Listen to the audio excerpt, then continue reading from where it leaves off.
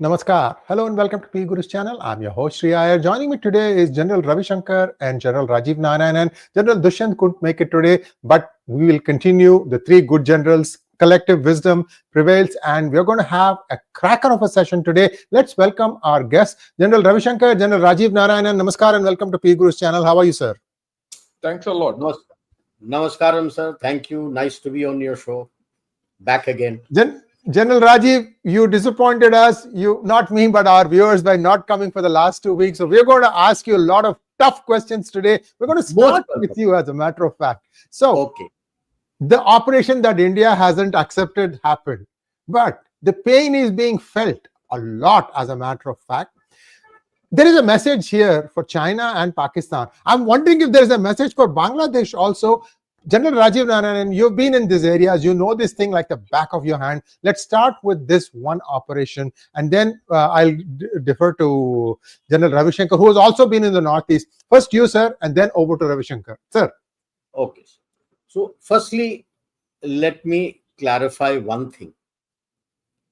This is the one thing which has come out in the open domain because of the press release given by the ULFA-I. Yes. And the fake one by ISI. This is the third such operation. Wow. And it all begins with China threatening you that they will create problems for you in Northeast. This is the precise messaging to them that you may think that you control them. We know exactly everything, where they are, what are they doing at every minute to minute. And when China was not still getting the message, was the precise strike to take out the, imagine the self-styled Lieutenant General is number 2 to Paresh Barua. You didn't hit Paresh Barua, you know the exact place where he lives in Ruili, which is just across Muse. Muse is the Burmese side, Myanmarese side. Ruili is inside Yunnan, Burma-Yunnan border. You know exactly where it is. You know exactly where these all these anti-India terrorist groups have their offices in Ruili. This is a messaging to China, very strong, that I have minute-to-minute control over these things, so don't think you can use them.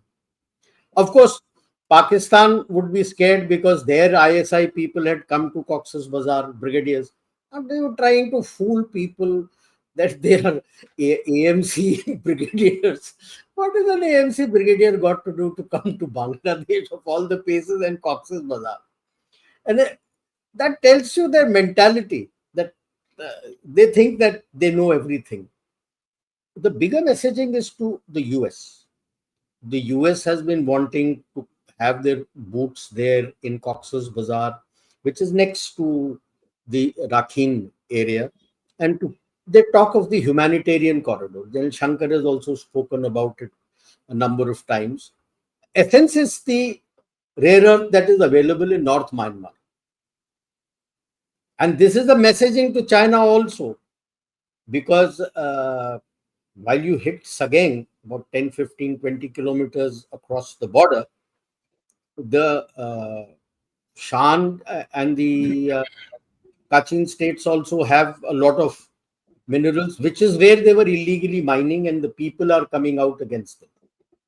So that puts China in a bit of a back foot out here. Pakistan, though, has no stakes there, but it is a messaging also to the US that you want, just look at this, we are there. So if you think you can come there and try your old hand, which they were trying of a Christian state and other things, think again. You want to be there, be friendly with me, we'll help you. So it's a multiple message. And we should be grateful that ULFA was forced to give that press release because of, I'm told, over 100 plus have died in those 3 camps that you hit. They're around Taga, close by. NSCNK has been the facilitator for ULFA-I and ULFA. They have been the facilitator for them. And of course, it is that Free Naga area that you're talking of where you're hit. So I'm sure the Three Brothers Alliance was also taken into, they had come to Delhi some time ago. quite a while ago. They must have been briefed on that. And they would have been on board because they are the ones who generally control today North Myanmar, not the military junta. They don't have that control there. So this messaging is a profound messaging that with one hit, Bangladesh is also on tenterhooks because they actually don't know which way to go. US is pressing them. China was hoping that their investment doesn't go down the drain. They are suddenly quiet. You had exercises earlier near Jalpaiguri, and Bangladesh is worried today because the last time you did an exercise near Jalpaiguri, you did Op Sindoor. So just a couple of days ago, you have done a major exercise on the Western Front. So now he'll be, pardon my language, literally shitting bricks. That is it my turn? After what happened in Gopalganj, is it my turn? What will happen? So you suddenly find that Yunus has become a bit quiet. He doesn't know what to do. And we'll talk, of course, of China-PAK. What is it? Confusion. Kya ho raha hai? But this, I'll say this much. Yes, these were the people you hit. Yes, yes. So that's why I wanted to just put the context of the affected groups that were hit. General Ravi Shankar, your starting statements are, and before that, this is coming live on 3 different channels, Gunnershot, Claws, and P Gurus. And I request all of you to be wherever you are to like this video. There is a lot of vitriol, like General Ravi Shankar says, being poured. The frustration is finding its way in many ways, but we need to look and plow on. One simple way to find out new videos coming in all these 3 channels is go to YouTube. Think of YouTube like a newspaper. And then what do you do in newspaper? You might like sports, you might like politics, you go to that section, right? Same way, search on Gunnershot, search on P Gurus, search on Claws, and you will get the latest videos. You don't need to be notified that the new video is up there. You know there is something. General Ravi Shankar is being very prolific lately. He's been putting out 1 or 2 videos a day. General Ravi Shankar, you are busy, man. You have a full-time job. I don't know where you're finding time to do these things, sir. My pranam to you. And General Rajiv Narayanan, you are like 7-8 videos a week. My God, you 2 are like shining beacons of what you can do with your life. Thank you so much. General Ravi Shankar, your initial comments on this. On what? You want me to talk on Myanmar and this thing, or we no? It's up to you. You can talk about the entire. Yeah. No, if you wanted to add something to what General Rajiv Narayan said, because no, there's nothing to add. Like I'll reinforce what he said. Yeah. This message which we have given to China and USA is very tough. You told China, look, I can upset your entire apple cart in Myanmar. And mind you, all this is happening when that the Dalai Lama chapter is opened, reincarnation and all, and that's a long chapter. And already China is feeling the heat for that. So their whole border situation could get complicated. And when you do any action in Myanmar, remember the difference. What you do in Tibet doesn't affect mainland China well, straight. But what you do across the Myanmar border hits Yunnan. That's mainland China. That's not Tibet. It's not an extension. Okay. So when you open up a vulnerability there, China is very sensitive to it. And China is also vulnerable. That border town he spoke of, Ruili, which is on the other side of Myanmar across Shan state, is a den of criminality on which China doesn't have much control. Right. So, of course, this attack on this camp at Sagaing is far away. But in those places which are very poorly inhabited, distance has no value, and especially if you're putting UAVs across. And if you can disrupt their mineral trade, their rare earth illegal mining, and other things, they're in a spin. They're in a bad spin. And I think, like he said, USA has to be told, you want to do something, we are all for it, but let's do it together. Don't think you can go via Myanmar. You can go via Rakhine and do something in Shan, and you think you can do it through Bangladesh, and with some stupid ISI geeks, it will not happen. The ISI guys might sell you out to China, and that's something which they should understand. As far as Bangladesh is concerned, it is irrelevant. It's an irrelevant sideshow. We have to treat it as that and not give it too much, importance at all. Pakistan and that is also a sideshow. So Pakistan, Bangladesh are a little, they're nuisances. That's it. We have an opportunity in the Northeast to consolidate Northeast and play an important role. But that will require a switch. And part of that switch is you have to accept US presence out there. And you have to bargain with them. Stop all this nonsense of conversion and all that nonsense. And let's get going, as strategic partners. In any case, we're supposed to be strategic partners, and that's the discussion all about today. So this is what it is about that side. Now let's get to the main topic which we thought we should discuss: China-PAK collusion and our strategic partnership with USA. Look, the China-PAK collusion or that cooperation, call it what you want, is taking a new turn. We have to understand this. There are 2-3 things which we have to understand. China-PAK are no more colluding. It's gone. Today they are a ceaseless operational front for us. We have to understand that.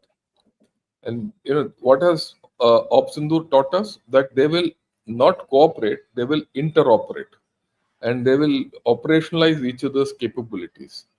So that thing from cooperation to interoperation is something which we have to very clearly understand.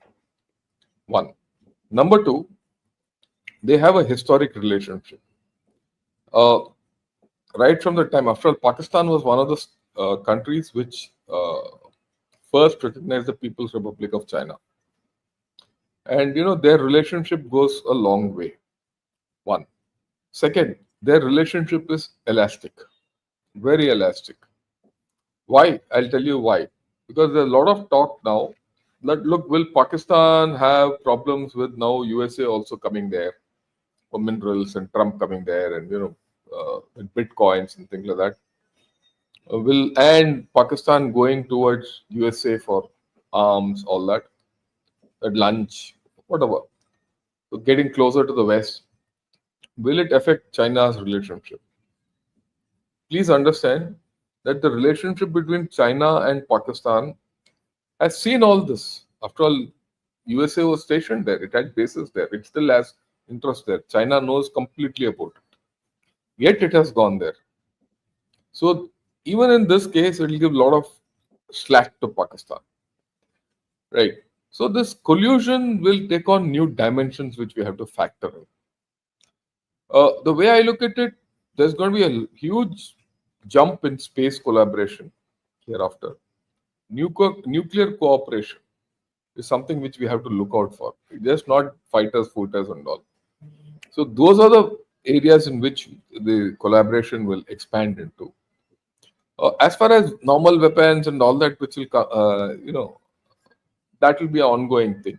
But it's not going to be easy for Pakistan. Why it's not going to be easy for Pakistan is, despite all what one might say, that this relationship has also has got into a few new limitations. A lot of talk that Pakistan will get this J-35s and this and that and all that. But there's a backlash within China.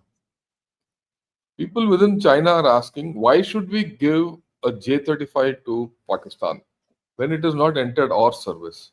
Why should we give it? Because he's not even paid for the J-10 so far. And, why should we give? So that is all off. All those things, fancy things that China will flood Pakistan with weapons and all that is far-fetched. The second thing which we need to understand, I won't say limitations, the weaknesses of this relationship. That's where we get the confidence. Till date, Rahim Yar Khan base has not been repaired. what they have lost, they have not made good. It's not easy to make good all these items. Procurement cycle for many of these will take 4 to 5 years. Their losses which they've suffered. Till now, most of their air bases just have toplins on the top where they've been hit. So Pakistan at this point of time is completely winged, and China can't help it. And another issue or limitation of this is, if China is in problems, if Pakistan is in problems, China will, help it. But at the same time, it will pull out before it can get hit. And that's a mistake they have done in Op Sindoor. Today, I read an article, and in fact, today morning my show was on this. In South China Morning Post, they have spoken of BrahMos and how India is getting orders X, Y, Z, and how it has proven itself in, battle. And this is very funny. 15 countries. I didn't know 15 countries were lining up outside India for getting hold of BrahMos and talks for BrahMos. This is reported by South China Morning Post. Why? Because this equipment has turned lethal and effective. And they're talking of Akash and all others also. So this scene is changing. And now realization is dawning on them that, look, you can bluff only that far. And the market for the Chinese equipment has gone down. That's the flip side of the story. Stories are coming out where people are lining up for Indian arms. No story is coming up for procurement of Chinese arms. And if they did come, the Chinese would have blown it up in terms of propaganda sky high. So that's not there. So while this relationship is changing, that's the point I'm trying to make. So the relationship will endure. It will take new dimensions, but it will change. There are limitations in this new relationship which is coming, and there are certain problems in this whole story. And this issue of nuclear cooperation and nuclear no first use, all that. If you see, Rabia Akhtar has come out with a longish article in Dawn today about our Agni 5 and what we are going to put that bunker buster on that Agni 5 and all that. They are panicking. To be very simple, if you read that whole story, they are panicking. And of course, on Ghana Shot down the week, I'll do a analysis of this. So the fact is that there are new dimensions to this whole story which we have to get hold of. Now, it is in this context, I'll spend a couple of minutes before I hand you back to you on the US-India strategic partnership. Where is this going? A lot will depend on this trade deal. If the trade deal comes through in some form, it gives Trump an opportunity to say, oh, I've done a trade deal with one of the big economies. If he doesn't, he's in doldrums. So whether the trade deal is a mini deal or a master deal or a small deal or a part deal, some deal will be there. If the deal comes through, then you get leverage to handle that. Right? What is my interest? Very clearly, we should be clear about that. We should somehow endeavor to get USA back on track for that strategic partnership and not behave the way they did during Pakistan. But having said that, to a large extent, I am okay with the fact that USA is involved with Pakistan, because then it puts some rigor on them, on Pakistan. Pakistan will think 10 times before it becomes a complete maverick. And also now it is very clear today or yesterday, the tweets are coming out where it is now confirmed that we've hit Kirana Hills. So you put the heebie-jeebies under them. That is why the new reaction on the nuclear front from Pakistan is actually bordering on, panic. Because now they know we can hit Kirana Hills. And if you have a bunker buster missile, even with a short range, it doesn't matter, and you blow up something in Kirana Hills, and I'm sure Kirana Hills is not like Fordo in Iran, Pakistan is in trouble. Okay, and so will USA be. So you acquired new dimensions. So can you use these new dimensions to talk Turkey with USA? I think it's time for us to say, put cards on the table and let them put cards on this table and say, look, you stop threatening us. Whether it's Trump or anyone. And say, if we are strategic partners, let's be strategic partners. That's one. The second aspect of this is we need to deal with this entire Trump administration on a longer term, not the short term. Short term perturbations you should be able to absorb. You should have the bandwidth to absorb the short term perturbations. You need to look at the long term issues, right? I think these are the what shall I say, the outlines of what is lying ahead. I'll rest my case at this point of time here. Thank you so much, General Ravi Shankar. General Rajiv Narayanan, about the US, US India trade deal. Two things that are sticking out. One is India's reluctance to take any GMO seeds, genetically modified seeds. The other one is the dairy products, where it is believed that there is a fair amount of animal content, animal fat content, that would, hurt the sensibilities. Plus, India has a rich species of cows, as well as rich veins, rich breeds of grains, and it doesn't really need the GMO. Be that as it may, these are two things that US also is not willing to give up. It looks like, because I thought that somewhere they'll say, okay, we will kick this can down the road. We'll do the deal for the rest of it. In your opinion, what do you think is the sticking point? This is just my observation, sir. I could be horribly wrong. Precisely. So that is the sticking point. Because the India has said, if you're going to do this, then we are going to charge all your digital platforms for all the advertisement that you're getting from here, which is the no-no for the US side. So as far as India is concerned, it has in no uncertain terms, they have said that if that is not on the table, this is not on the table. When you look at dairy, why should I take any dairy from him? I am the net exporter of dairy. I export to Europe. Amul has opened his plant outlet in Spain already. No, it's States, USA. In Spain, it has opened up.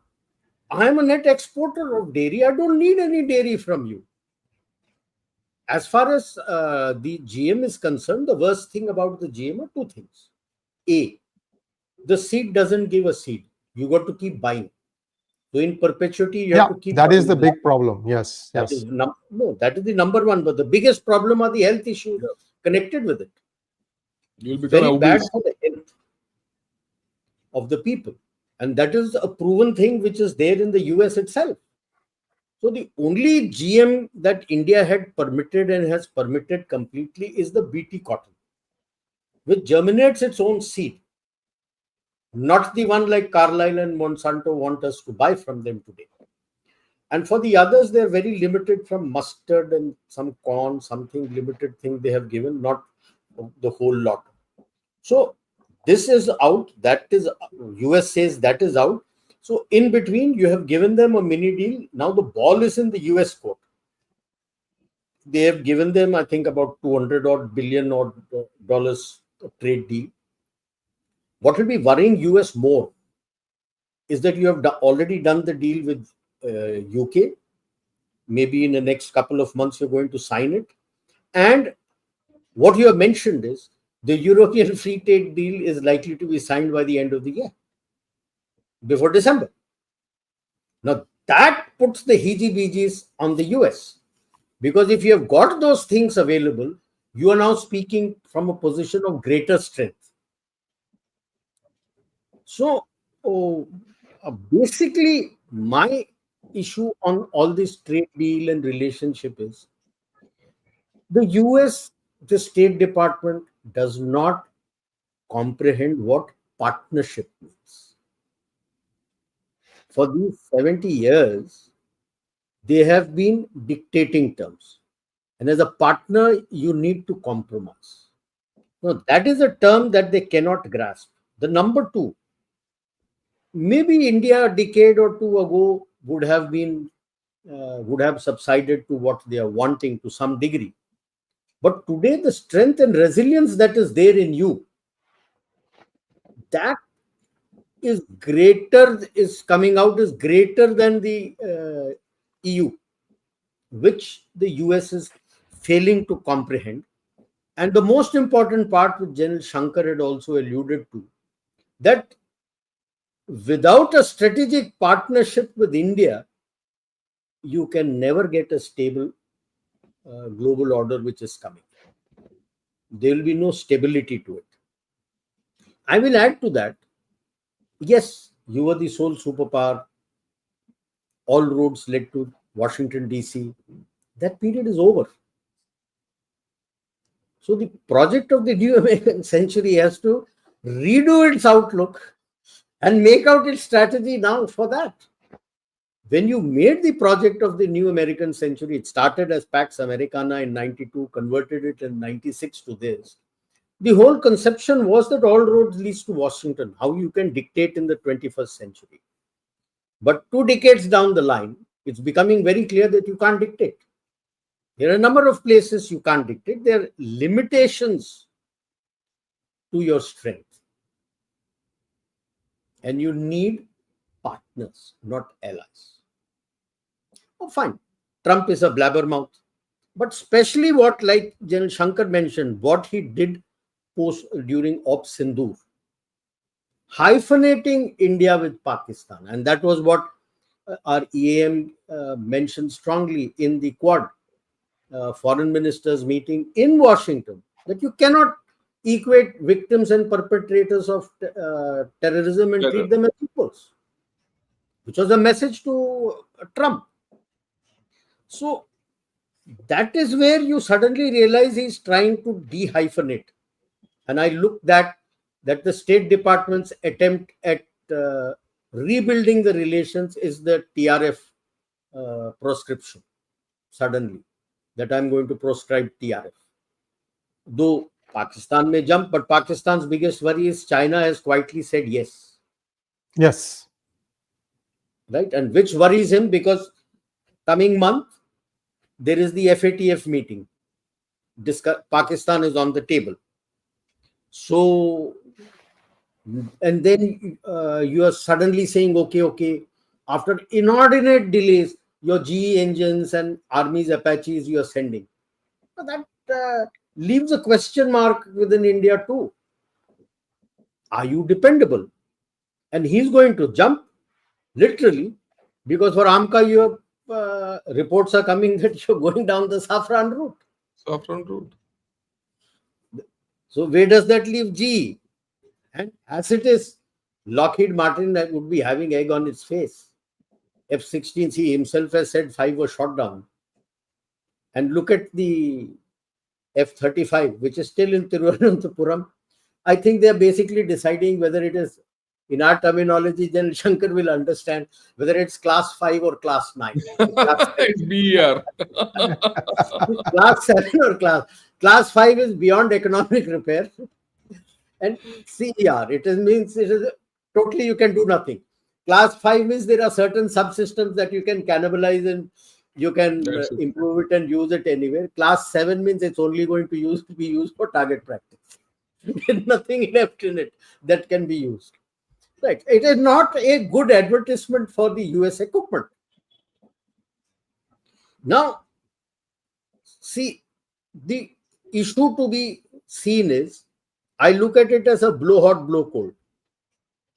You do these things with Pakistan, okay, I put the TRF under proscription, I start releasing GE engines to you, but fire the gun from EU and NATO shoulders, wanting to sanction Nayara.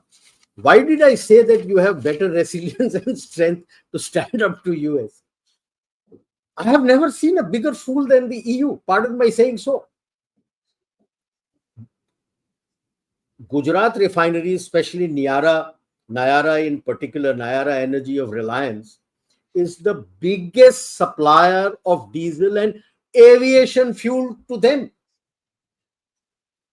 They're spiting their own nose. Yes, when they were sanctioning Russia. They had come after Saudi Arabia and OPEC to increase their allotment vis-a-vis the rest. They were shown 2 fingers and said, take a walk. Our reputation is at stake. There are contracts which have been given to various countries have signed contracts with us. I cannot rescind on that contract. You will get what you have planned for. You want more? It will come at a later date. Now today, how will you have beaten Saudi Arabia? Saudi Arabia is number 2. 4 lakh barrels per day is what goes. You're finished. Your economy is finished. How will your aircrafts fly? You will have shortage of aviation fuel. They haven't even thought. Big boss ne bol diya, maine kar diya. So, and then just imagine the aid to Ukraine, which is to go from US. It's not US giving directly to Ukraine. EU countries are going to buy it from US and give it to Ukraine. And here again, oil hit. Means that is the end of your economy. You haven't even thought of what is, they're not even thinking what is in their national interests. And like we had discussed earlier, India is not compromising on its interests in the trade deal. And his worry is going to be that you've done it with UK and you're planning to do it with EU. And yes, of course, India had, like we had said earlier, you send a message to them, you partner with us in the region. Without partnering with us, if you're trying to be with your enemies on both sides, then you need to have to think what you're going to do in this region. Because North Myanmar also, it is very clear slowly. I'm sure it will emerge to the State Department. It is emerging. Marco Rubio is understanding that the limits of US reach is not what it was in the 90s. It cannot do. So essentially, I would say I would be comfortable the day the NSS, when they issue their NSS, National Security Strategy, they use the word partners and not allies. It is when you do that, then you find that, yes, there is a change in the outlook. But if you keep using the term allies, which blindly even the EU countries and the Japanese also use allies, then it's different. Allies you like to dictate, partners, there are compromises for national interest and you move together. So I'll stop here. Thank you so much, Rajiv, General Rajiv. Viewers, couple of things. One is about the details of sanctions by EU on Nayara. There is a separate video that I have put out. If it's not released yet, it will be releasing in the very near future.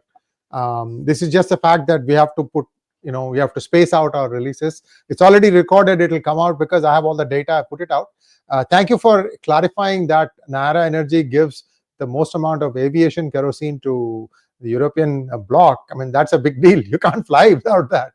That's a big deal. Sir, one thing is, in the previous term, that is the outgoing Biden administration term, Marco Rubio had actually put forth a proposal wherein the proposal said to treat India on par with Israel as far as the US is concerned.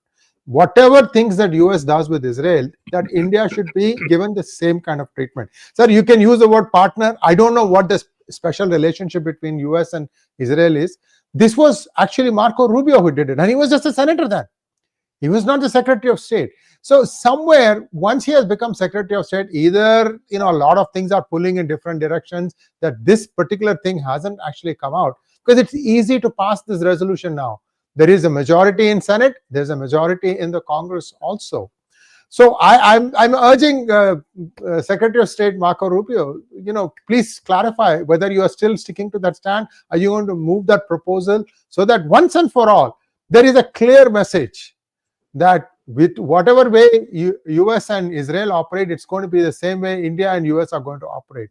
And that brings a lot of clarity to that area, especially the Hira Mandis and Panna Mandis. They'll know exactly what that means. We'll see how that goes. Thank you so much, sir. General Ravi Shankar, I have a question for you. Let's say that EU wants to make a deal. Do you think the sanctions on Nayara is also some sort of arm twisting? Just like the way US is saying that if you buy gas from Russia, we're going to put at least 100% tariffs, if not 500% tariff. One senator is putting out a proposal that he would like to charge 500%. So do you think it's also some sort of an arm wrestling attempt by EU? Yeah, it's an arm wrestling attempt. Only thing is the arm they're twisting is their own, not ours. You should be very clear about that. Look, let me put it in a different context. I'll answer this in a different context. You see, now it's been agreed that EU will increase its defense expenditure to 5%, out of which 3.5% will be on direct defense and 1.5% on defense-related infrastructure and all that over a period of time. That's a lot of money. You need capacity to spend that money.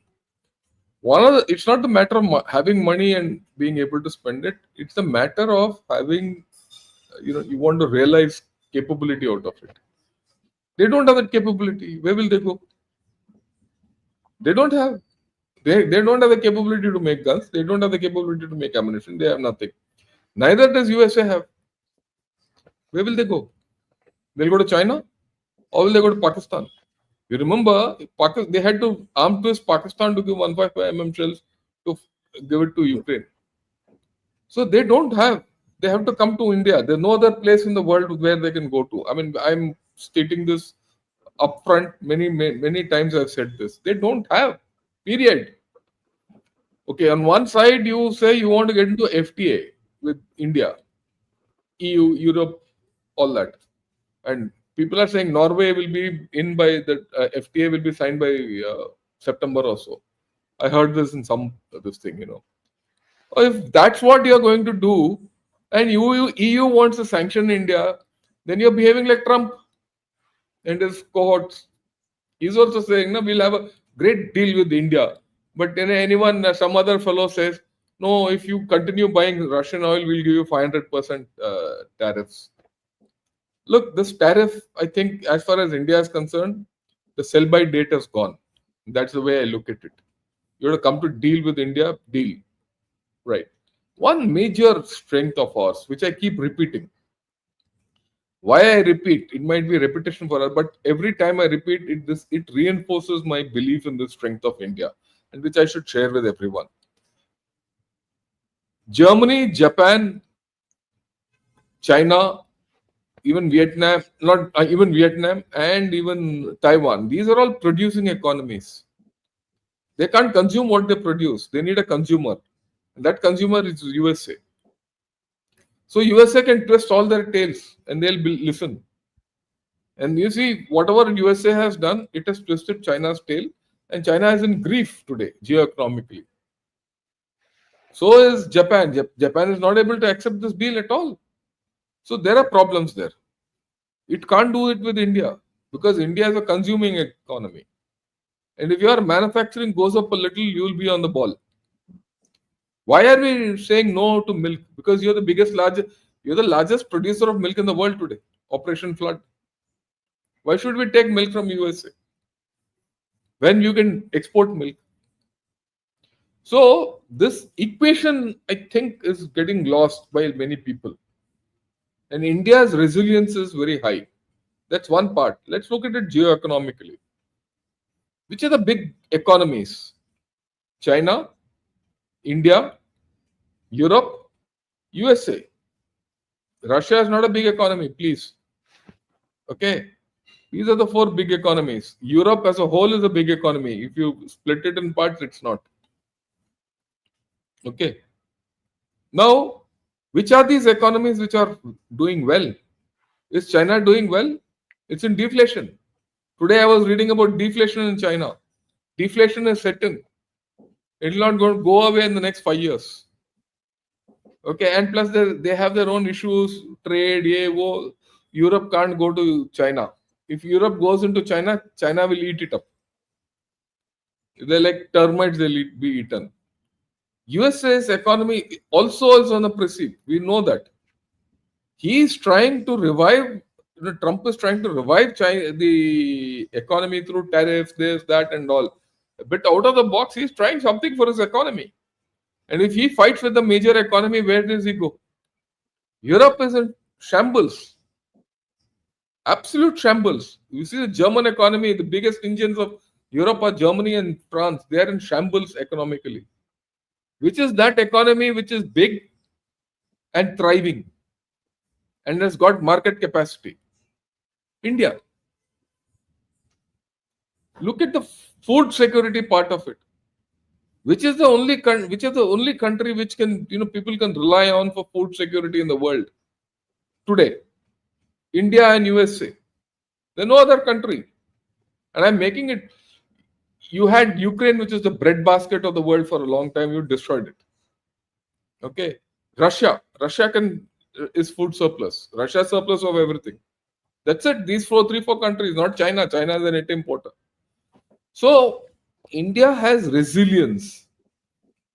And we must remember our own history. We were never dependent on USA for our growth. We were never dependent on any country for our growth. Our growth has happened organically. Many people will not agree to it. In bits and parts. It's because of the people of this land. It's not from anywhere else. It's the people of this land who've gone out, earned, sent back money, kick-started a cycle, and all that is happening. Plus, the same America is investing here. You look at the investment. After all, the other day there was a news that Microsoft closed its office in Pakistan. Same day, in Dawn, on the same editorial, it says that Microsoft is investing 1 billion into India. Yeah. Why is Apple investing in India? Why are the same American behemoths investing in India? And they're not investing anywhere else. They want to shift away from China over a long term. Taiwan wants to buy arms from you. Things are changing. In this period of change, we have great strength. Many people might think otherwise, that look, India doesn't have strength. Look, there is also Forbes has come out with a video which says, no, India doesn't have any power. It's 15th or 16th in the world power, below bloody even Ghana and Nigeria type. So all this propaganda is going on. This is like the same propaganda which says, J10 put down 6 Rafales. So we have to see through this. We have to be steadfast in our approach to this whole story and do what we are supposed to do. And not right. Like rightly General Rajiv Narayanan said, we have to clarify to the US in no uncertain terms that, look, we are not your allies. We are your partners. As we might be a junior partner, I will accept that story. But we are partners. A partnership is all about give and take, compromise. The word he used was compromise. You have to compromise with each other. Don't expect obedience. We are not Pakistan. You want to hyphenate India and Pakistan? You do what you want with Pakistan. You buy bitcoins from there, you buy minerals with there, you go sleep with Asim Munir, get Asim Munir to become your waiter to serve you lunch, or you become Asim Munir's waiter and serve him lunch, is your headache. Don't make us party to it. This is something which Prime Minister has already told Mr. Trump when he was invited for that lunch after Canada. He said, sorry, I can't come, I have other business to attend to. So I think this realization will come. It's a matter of time. And my positive way, look, at the end of the day, India also needs partners. You need FDI. Where will you get FDI from? You can't get it from China. Russia, it can't give you. Europe can give you to some extent. Max FDI has to come from USA. So let's also be positive about it. This trade deal, if it's done in a sensible manner, will also give us an entry into US markets at the lowest tariffs. So we have to also, be sensitive about the US equation, because that's our hope also. We don't have, the Russia-India equation has reached its limit. You can't go more than that. You have scope with Europe, we'll get that. But we still need USA. So I think it's going to be a little, we'll keep discussing about this. But I think eventually between USA and India, we'll find our level. Similarly, we'll find our level with China. Look, when all this is going on, this RIC business has started. Whether it's correct, bad, good, ugly is a different story. There are many shades of grey in this RIC. Even China is coming. Why did China say, PAK, okay, the moment that TRF was proscribed by USA, China agreed to it. They also want to be in our good books. They also want to now say, no, we are not on the side of terror, or they want to teach Pakistan a lesson or whatever it is. So we are in a place where we can negotiate, where we have leverage. And you do these pinpricks in Myanmar, you use Dalai Lama. So many things are there. We're a big country. Don't allow him to invest here. All those things, you start doing and you have leeway. So I think we need to also, we need to have reinforce our own views and have to start thinking differently. That's what we keep mentioning. In fact, Rajiv and I have been talking like this. You need to be Atmanirbhar. You need to think differently. You need to think for the long term. You need to think Geoeconomics. Yeah, over to you. Thank you so much, General Ravi Shankar. Sir, two things still remaining, and I'm hoping that I'll give one to each of you, and then we'll take questions from all of you. These are very interesting topics because so much has happened in the last 7 days. A colonel in the United States has said that today, the United States has ammunition for just 8 days. According to you, General Rajiv, you've been observing the amount of things going across. I thought they were just junking old stuff in Ukraine, at least when the thing started. But looks like slowly that old stuff went away and the new stuff and the newest stuff, all these things seem to have been used there. What is the truth in that statement, sir? It was a colonel who said that. So he's talking about conventional war. US has not fought a conventional war for decades. Yes. That is how their capabilities have all gone down, which General Shankar was mentioning. Same is the case with EU. Europe, NATO and European Union, where have they fought a conventional war? They don't have capacities, period. And that is what General Shankar was also mentioning. You want capacity, I am there. Why do you think German Rheinmetall has signed this agreement with Anil Ambani and 1,000 acres of land at Ratnagiri for making the 155 ammunition? Half for you and half for them, 2 lakh ammunition capacity. It's for this. Why is Rolls-Royce coming to you? Why is Safran? It was very easy for Macron also to say, or Trump also to say, okay, I will revive. How do you revive? When the people who have to run that plant floor, they don't even have the skill to run that plant floor. It's not like a switch that, okay, today was an automotive plant and tomorrow I'll convert it into an aviation hub. It doesn't happen that way. They'll start making fighters. Your fighters will only run on the road and it will not fly. So that is a major issue that both these countries have. That if you're looking at something, and like I have said many times, it is not just Op Sindoor. There are 2 incidents which have flicked this complete switch for India. First was Galwan. You stood off Galwan and Yangtze, you stood off China by yourself. And 4 years down the line, he's blinked and run away. That he can't. And next was Op Sindoor. Proxies, while Rahul Singh may have said that you fought 3, I say 4. It's not just Pakistan with Chinese and Turkish equipment. There was American equipment also, which have been converted to scrap. Now, this has, and using homegrown technology. Like General Shankar also says, I also repeat a number of times, I am not looking at the highest niche tech technology. Yes, I'm looking at a good high-tech technology that the soldier can absorb and give me victory. And that was what was shown in Op Sindoor. It is homegrown, it is good high-tech technology, absorbed by the soldier on ground, and he delivered. And how? Delivered and how? The world took notice. Right, sir?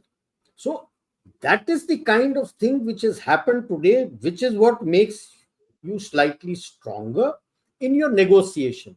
But negotiation, you can never ever think that you are equal to, like I always say, you are rising, you have not risen. To underline what General Shankar was saying, that compromises have to be done. If I'm going to be looked at as a junior partner with US, So be it. He may not be a global power, but he is a very big power. While we may talk of China as the big elephant in the room, the big male elephant in the room is the US. You need how to negotiate with it for your betterment.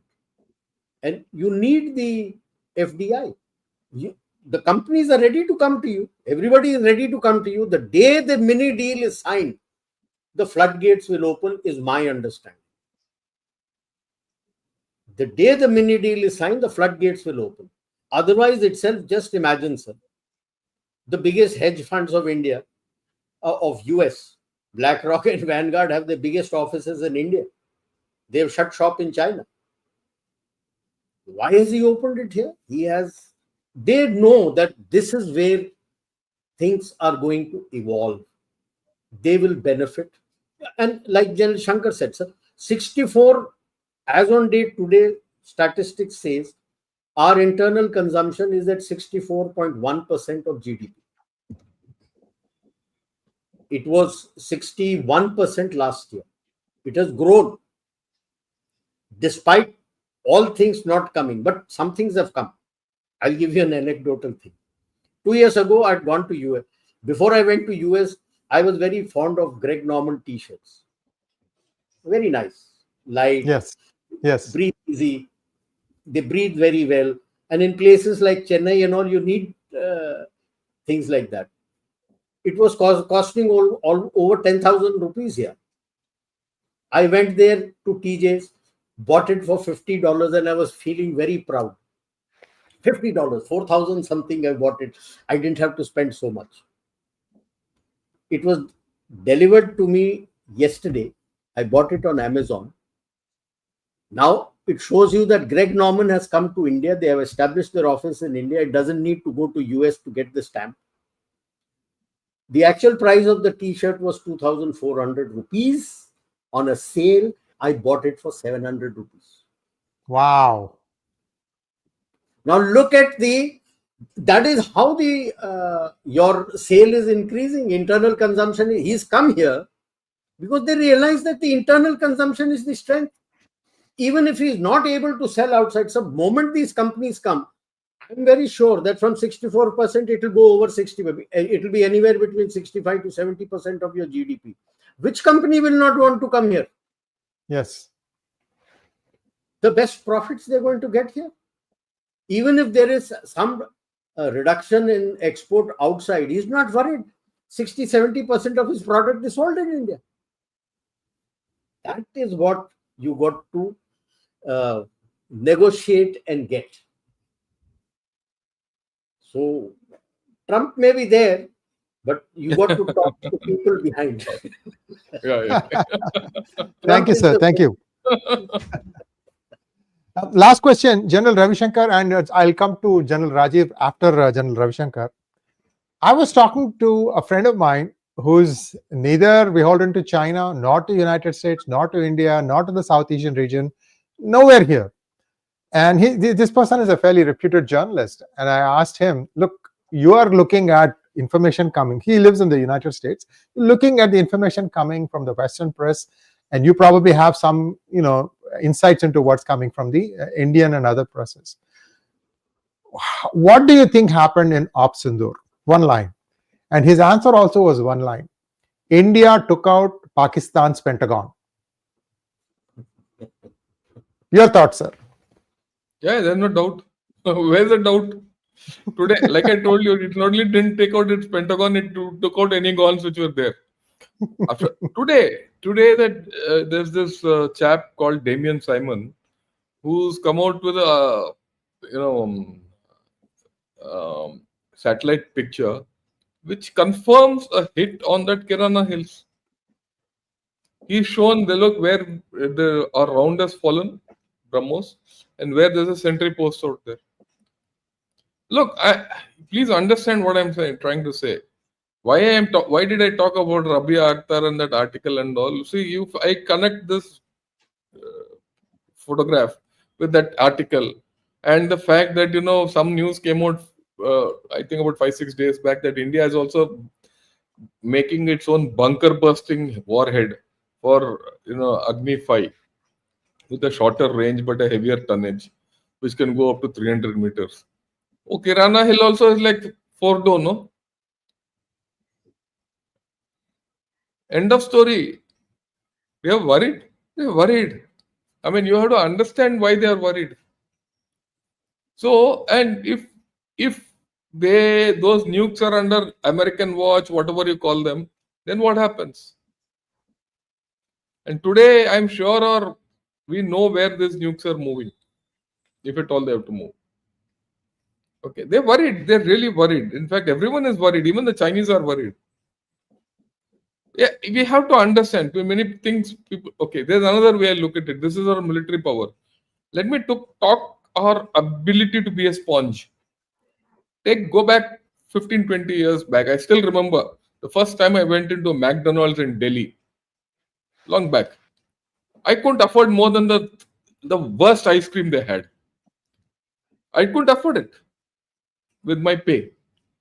Okay. Today, he sells Mac Aloo, Mac Paratas. Every third-rate Indian buys McDonald's today. I mean, I'm not talking of it derogatorily. I'm talking the power which that chap has today. I was a class 1 gazetted officer. I was a full colonel. I mean, I'm not joking. I couldn't afford what was being sold in McDonald's, and I used to take my children and buy the cheapest ice cream there and say, oh, we went to McDonald's. But today, who's looking at McDonald's, Domino's, and all these things? Same thing will happen to all these dairy fairy which will come there. That I'm very confident of. Okay. End of the day, think India has its own dynamics. But coming to our military capability, I think we have crossed the Rubicon. We have our problems internally. I mean, let's not wish away. Let's not think that we are on top of North Pole or gone to moon or something. Our procurement cycles are very poor. Our procedures are poor. We keep changing procedures faster than we can implement them. So we don't understand the new procedure. I mean, we have not understood the old procedure and we don't understand the new procedure. So we don't procure anything. That's our problem. Right. And plus, we have our own hassles within. Whether it's the armed forces, the government, civil military cooperation and all that. That's why day after tomorrow, he and I are going to talk of civil military cooperation because that is required, civil military fusion. But for many people, we have got a lot of power. And considering the flux today, which is there in the world, I think we are on a pig's back at this point of time. Whether we'll get off the pig's back or get into a buffalo's back is a different story that we'll see as time goes. But I'm very sanguine that with a strong government like what we have and a set of people who are hardworking, and we don't have any internal problems. You see, that's the biggest thing. We don't have internal problems. We don't have a Trump or a Xi Jinping or a Asim Munir to, waylay us. If you see all these countries, whether it is USA or Pakistan or China, or for that matter, Russia, the problem is in their leadership. It is the leadership which has upset them. Okay. We don't have that problem. Hopefully, we shouldn't have that problem for quite some time. So I'm very confident that we'll do what we have to do. Thank you so much, sir. General Rajiv, last word from you. Pakistan's Pentagon is gone. That was the statement he made. Your thoughts, sir? Well, as far as Op Sindoor is concerned, I think just about 3-4 days after that, the Western analysts had made one statement. There is one new power in Asia and it is not China. Yes. Khatam. That was the statement. One new power in Asia and it's not China. And that was the bottom line. It is not just Kirana Hills. The Pentagon are various pieces which were there.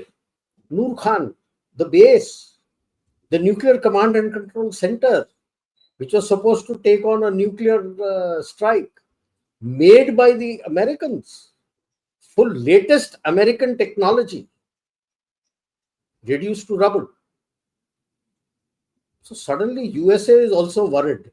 And when you say that you did it with BrahMos and thereafter are the other missiles, and now when you say that you're going to convert your Agni 5 into a bunker burster in the same like the GBU 57, no, the GBU 57 carries 6 tons of TNT. And this is going to be anywhere between 7 to 10 tons of TNT. That could penetrate about, I think, 200. This penetrates more than, you're saying it will penetrate more than 300. More than 300 meters. How deep are you going inside? Sir, Earth's mantle will come, sir. At that depth, Earth's mantle will come. It's not a matter of mantle or not. The fact is that that is you the can worry shake they them have. up. That if you could do it with BrahMos and the other missiles and destroy this bunker, which is the latest technology of the Americans. That is the Pentagon he is alluding to.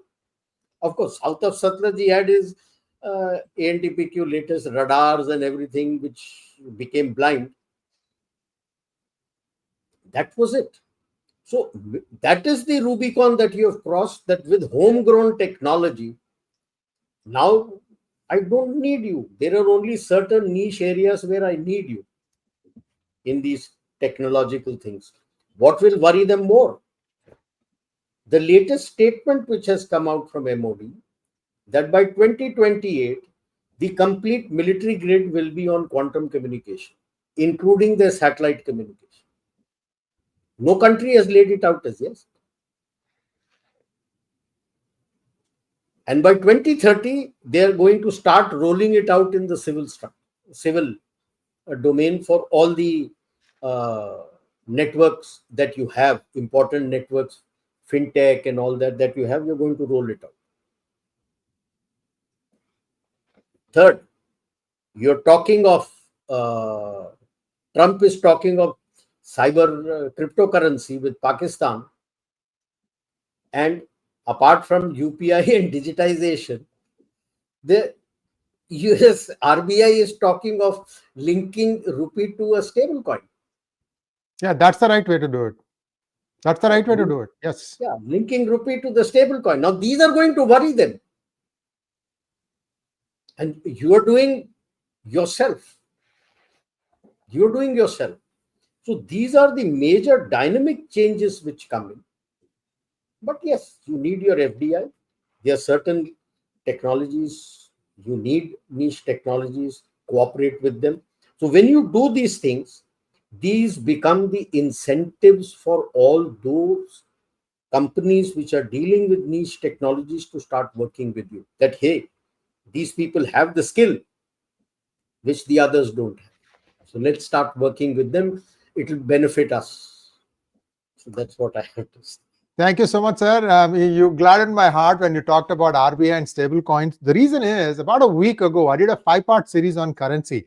I started from barter and came all the way up to stable coin. And I said that this is what US is heading towards. And yesterday, or I think on Friday, Trump signed into law the new thing called Genius Act that paves way for stable coins as being a legal tender in the United States with some kind of, there are some guardrails around it. And lo and behold, I think 2 days ago, I saw an article by the BJP spokesperson. Suddenly, Mr. Bhandari, a good friend of mine, is waxing eloquent. He's talking about Bitcoins and he's also talking about stable coins. So I was trying to figure out, is it that he got inspired by what I said? More likely, he got inspired by what you just mentioned, that RBI is looking at stable coins very seriously. So that gladdens my heart that India is basically locked in step with some of the newer developments. Yes, that is your linking now the rupee, because otherwise rupee used to be with gold. It's now going to be very difficult for you to get that kind of gold for rupee, even if it is in a digital form, that kind of gold to be able to equal to that. So what is the best way? Link the rupee to the stable coin. Yeah. Then it's up to you for mining it and producing it and getting your blockchains in place, and you have your stable coin linked. Yep. Thank you so much, sir. Now, if you don't mind, shall we take some questions? We've already taken an hour and 4 minutes. I'm hoping that you have time. 10 questions only. Hopefully, we'll quit. No problem. Yeah. Thank you so much, sir. Thank you so much. Just to add, they've also laid out the equation also for the rupee to the stable coin. 1 Oh, rupee, wow. 10 rupee, 50 rupee, 100 rupee. It's a work in progress, but they have given out the equation. Wonderful, What I was wonderful, reading. wonderful. Yes, yes. Thank you so much, sir. Let's take some questions now, please. Arni Patak, thank you so much for becoming, is it Ame Patak, I think. Thank you so much, Sanjay. Thank you so much, Sanjay, for your super sticker. Next one, please. Kev War, thank you so much for becoming YouTube member. Thank you, NM. Sir, Costco is selling it for $9. Stablecoin. It can't be stablecoin. It has to be one of the T-shirts. Oh, t-shirts. So now, I'm talking 2 years ago, it was $50. I paid $50 for that in TJ's. Next, At that time, it was not there. There was a Costco also. We went there. I couldn't find it. The one which I like for my size. Because when you go to Costco or TJ's, you have to be lucky to get your size in the color or something that you want. Right. If the color is right, the size is not. Shritik Kothari wants to know, General Rahul said that PAK DGMO knew which vector of ours was armed and ready and asked to not launch it. Obviously got info from PRC. Had it been war with PRC, he would have hit us. How to fight in an era of 24/7 ISR? I will start with General Ravi Shankar. Look, all these things will keep happening. You just keep fighting. That's the end of story. And you should know how to fool them. In actual combat, we'll know how to fool them. And a satellite can't keep seeing everything. The satellite will focus on certain areas. And those focus areas will be important vectors. That's what has happened in this case. They can't see everything, so don't worry too much about it. Beyond a point, it's not your baby. It's the baby of the military people. They'll do it. They know how to do it. Beyond that, I'll not talk. General Rajiv, Sam Keating wants to know, I have no doubt that 20 years from now, history will repeat itself and US will again be adversarial to us like in 71 and prior. Should we develop capacity keeping an eye on that as well? Sam Keating, sir, the latest is the Indian Air Force is looking at a bomber with a range of 12,000 kilometers. I'd written long back our integrated military strategy 2040 and had started looking at a prompt regional response and other capabilities, that it's time to go beyond threat and look at what capabilities you need. And when you look at capability development in that manner, it also looks at what you need to sort the neighbors out. So when you have created that kind of capability, and it's a welcome change, 12,000 kilometer range, you're now making your ICBMs and all going to 10,000, 12,000 kilometers range. See, Lord Palmerston had said one thing which stands true even today. He may have said it in the 19th century. There are no permanent friends and permanent enemies. What is permanent is your national interest. So you work towards your national interest. I don't know whether 20 years down the line, the US will continue to be my partner or will he try to become adversarial. What kind of picture will be there 20 years down the line? If we are able to manage all these things and control our internal security, you will become a much stronger nation at the 100th year of your independence. Will US still look that I need to partner or I need to curb? That if I partner with him, I will continue to have strength in the 21st century, or will I try to do this? So there are many ifs and buts 20 years down the line. How do I know what the world will look like? US had some real challenges. One noticed their army parade recently and one chuckled. That I think was more of an insult to Trump. Because I've seen their victory parades and all when they do it for the Second World War victory parade, when they all do. It's not like that. Very good. They're very good. This, I think, was more as a slap on face on Trump when he wanted to enforce it. Yeah. More like his birthday parade. So what I was trying to say was 25 years ago, I was in DC and I had gone to the monument standing behind me, the Washington Memorial. And it was completely, in that wooden scaffolding and they were trying to make some enhancements. Today, I'm not even sure US will be able to get the labor to go and do any enhancements to this. It's that bad in terms of what US can afford to do to keep up things. It's in a really bad situation right now. US may not be as bad as perhaps Western Europe, but even here, the younger generation just don't want to have children. This is the reality we are facing here. Let's go to the next question. I just wanted to say that US has some serious limitations in terms of demographic, shortfall, and bringing in people who don't know the stuff, like for example from Latin American countries, is not going to cut it.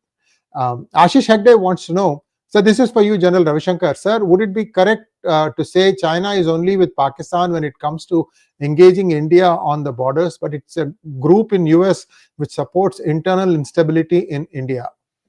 I don't think so. I don't think you can put it so cut and dry. There is a group in US which doesn't like India. Let's be very clear, and we should be alive to that situation. Equally, there's a group in US which wants India. I mean, I'll connect it to the previous question. Who knows? 20 years from now, there might be a American president of Indian origin. Then what happens? Yeah. So things are fluid. But this Pak-China connect is going to be deep. It's not going to run away. That's not going to run away. Like, that's why I said in the beginning, this link is very historic and it is elastic. It won't break. It's elastic. Okay, and I don't think India has the capacity to break it. Why India doesn't have the capacity? It's not a matter of military capacity. It's a matter of cultural capacity. It's a matter of your outlook capacity. It's a national character.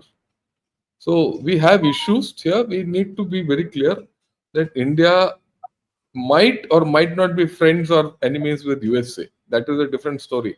It can go anywhere. But we will never be friends with China and Pakistan. We should be clear about that. And that is a hard reality with which you have to live. So I will just add one thing. Ashish ji, please Google 36 stratagems.